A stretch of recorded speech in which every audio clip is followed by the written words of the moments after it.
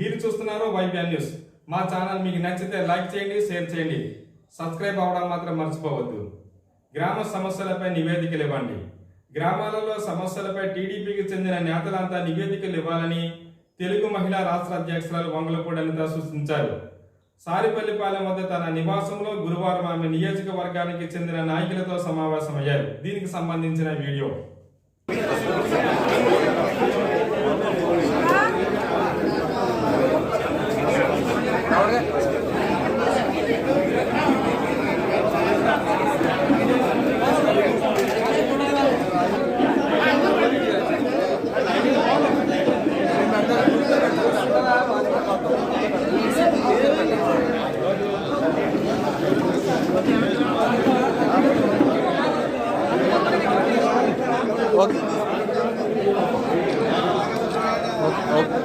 అంటే ఎలా చూడండి.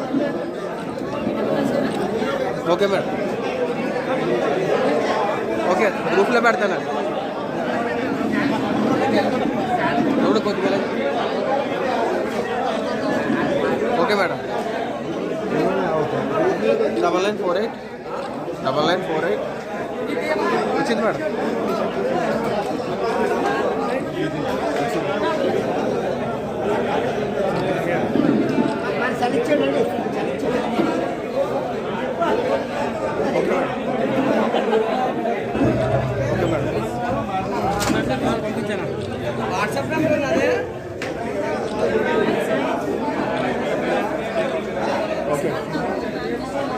దీనికి ఏంటంటే ఇప్పుడు ఈ మీటింగ్ తాలూకా సారాంశం కూడా ఏంటంటే ప్రత్యేకంగా ఈ రోజు మనకి గ్రామానికి సంబంధించి మొత్తం 109 పంచాయతీలకి సంబంధించి మనకి ఒక పత్రం ఇస్తున్నారు, గ్రామ వికాస్ పత్రం అని.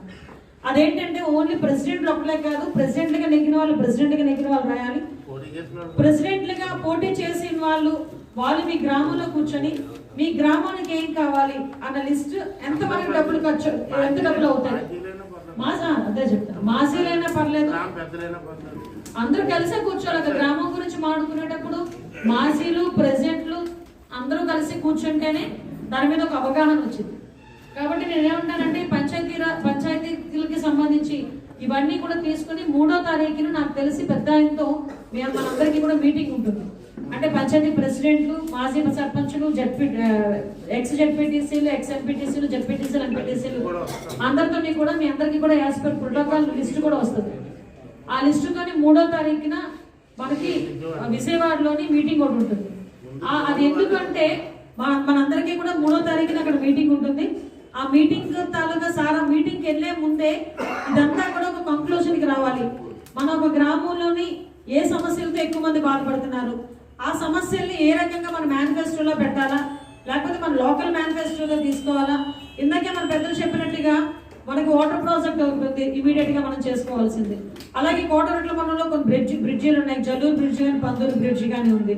అదేవిధంగా మనకి చూసుకుంటే మన పైక్రోపేటలో డబల్ రోడ్ ఉంది.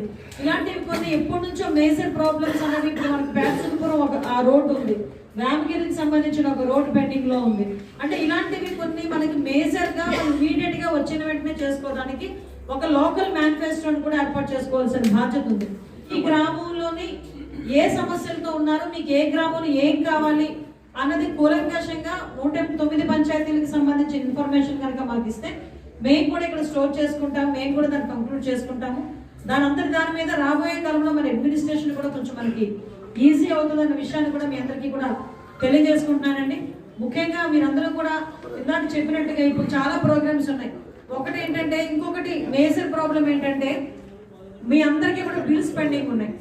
ప్రతి ఒక్క ప్రెసిడెంట్ని, ప్రతి ఒక్క ఎంపీటీసీని, గ్రామ పెద్దని, జన్మభూమి కమిటీ సభ్యులు, అప్పుడు జన్మభూమి కమిటీ సభ్యులు చేసిన వాళ్ళందరినీ కూడా జస్ట్ కదిపితే అమ్మ మా దగ్గర 5 లక్షలు ఉండిపోయింది, 10 లక్షలు ఉండిపోయింది, ఇందా మా బాబులు గారు చెప్పారు సఫారికి 19 లక్షలు నీరు చెట్లు ఉండిపోయినాయి.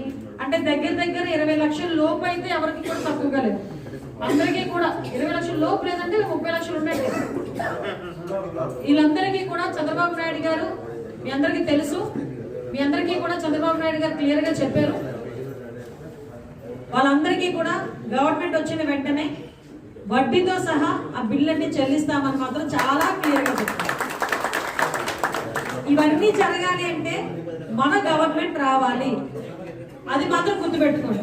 చంద్రబాబు నాయుడు గారు వచ్చిన వెంటనే డబ్బులు వస్తాయంటే చంద్రబాబు నాయుడు గారు రావాలంటే ఇక్కడ ఎమ్మెల్యేలు గెలాలి.